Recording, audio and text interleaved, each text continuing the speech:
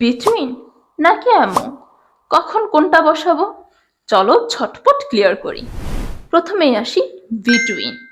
Between ব্যবহার করব দুইটা বোঝাতে।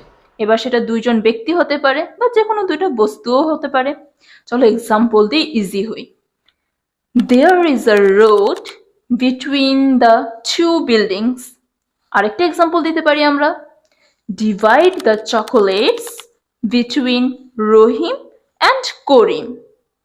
বোঝা যাচ্ছে তো না? এবার দেখি এমন। এমন ব্যবহার করব আমরা তিনটা অথবা তিনের অধিক বোঝাতে। এবার সেটা তিনের অধিক ব্যক্তি হতে পারে, বস্তু হতে পারে। যেমন এক্সাম্পল যদি দিই আমরা, তাহলে প্রথমেই হচ্ছে he was sitting among the students. আরেকটা এক্সাম্পল যদি দিই, the teacher worked among the children.